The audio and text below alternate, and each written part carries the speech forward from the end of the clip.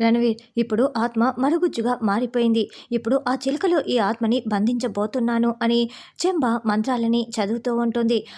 చిత్ర బాగి బయలుదేరి ఎంతసేపు అయింది అని మనోహరి అడగటంతో ఆల్మోస్ట్ ఆల్ ఇంటికి చేరబోతూ ఉంటుంది అని చిత్ర చెప్తుంది.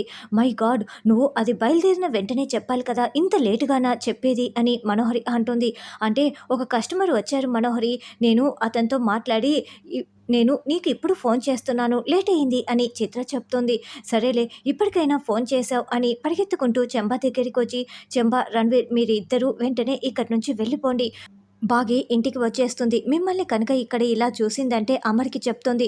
మన పని అందరి సంగతి అయిపోతుంది, ప్లీజ్ వెళ్ళండి అని చెప్తుంటే మనోహరి 5 నిమిషాలు ఓపిక పట్టు అని చెంబ అంటుంది.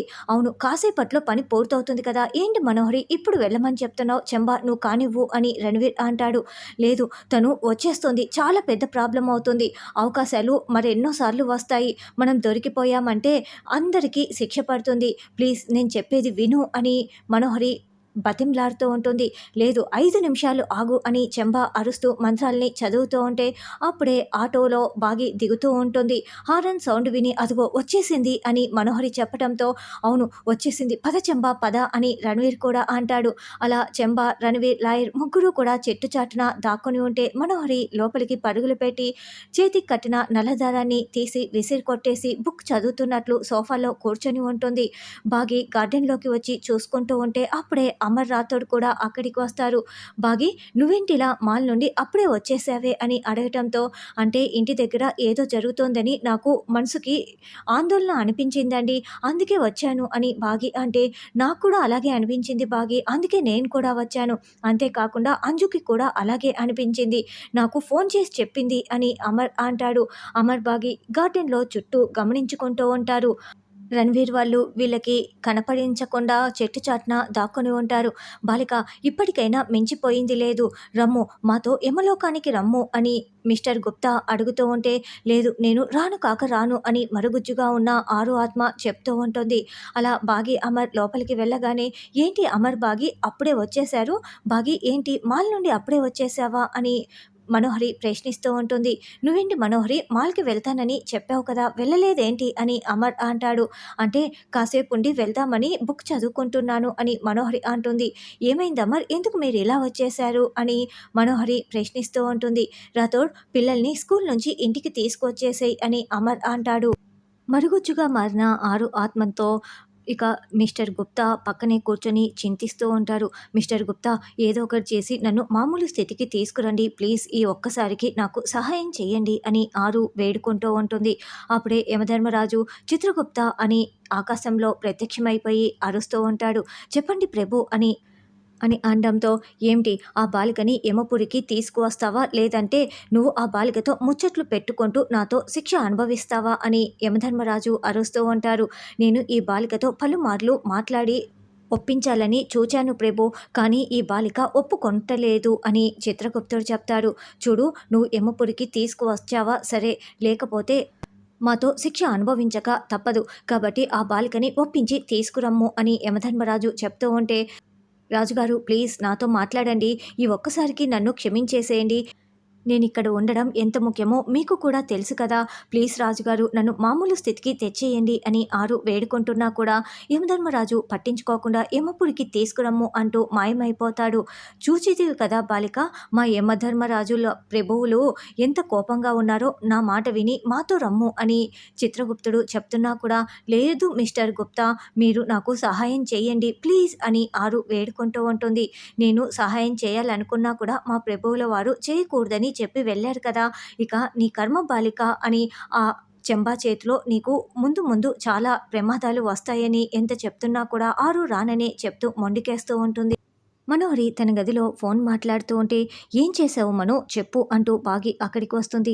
బాగి వచ్చావా, నేనే నీ దగ్గరికి వచ్చి మాట్లాడదాం అనుకుంటున్నాను, నువ్వే వచ్చావు ఏంటి, నేనేం చేశాను అని మనోహరి ప్రశ్నిస్తూ ఉంటుంది.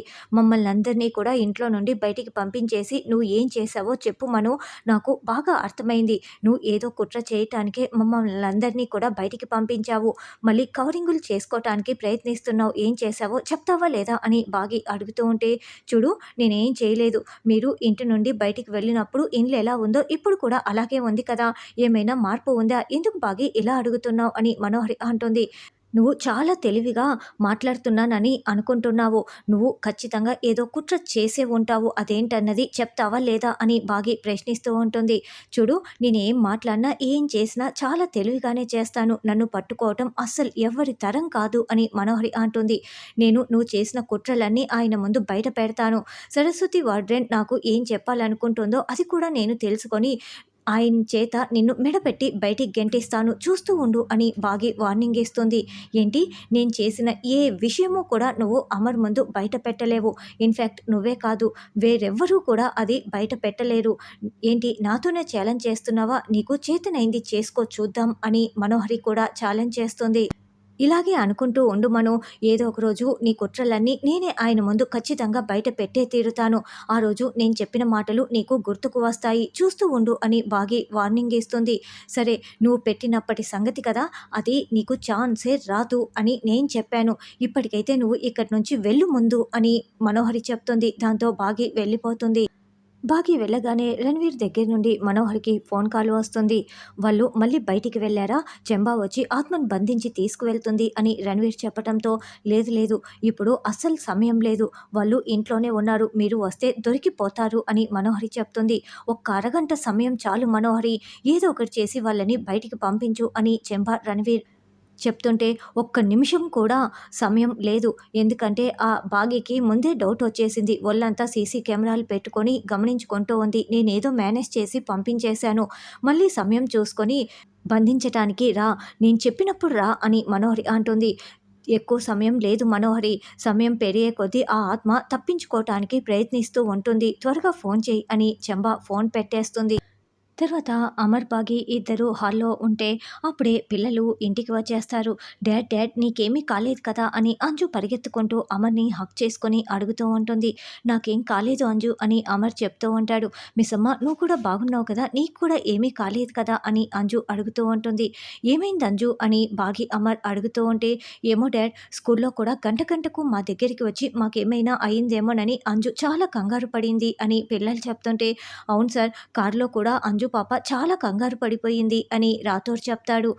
మనకందరికీ ఒకే రోజు ఎందుకు ఇలా అనిపిస్తోంది, అదే నాకు కూడా అర్థం కావటం లేదు అని బాగి చెప్తుంటే అమర్ ఆలోచనలో పడతాడు. ఇదంతా వింటున్న మనోహరి, ఎందుకు అనిపించదు, వీళ్ళు పేగు పంచుకు పుట్టిన పిల్లలు, నువ్వు తాళి కట్టిన భర్త, అదేమో రక్తం పంచుకు పుట్టిన చెల్లి.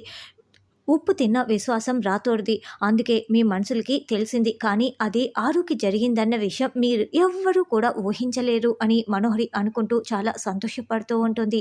ఉదయం ఆ గద్ద తిరిగినప్పుడు కూడా ఎంత భయం వేసిందో సార్, దేవుడి దయ వల్ల ఎవరికీ ఏమీ కాలేదు అని రాథోడ్ చెప్తాడు. బాగి, పిల్లల్ని లోపలికి తీసుకువెళ్ళు అని అమర్ చెప్పటంతో బాగి తీసుకువెళ్తుంది. తర్వాత అమర్ ఆరు గదిని ఓపెన్ చేసి ఫోటోను చూసుకుంటూ ఉంటాడు. ఇంకోవైపు ఆరు ఆ వెలుగులో నుండి బయటికి వచ్చి మామూలు స్థితికి రావటానికి ప్రయత్నిస్తూ ఉంటే అది కుదరకపోవటంతో బాధపడుతూ ఉంటుంది.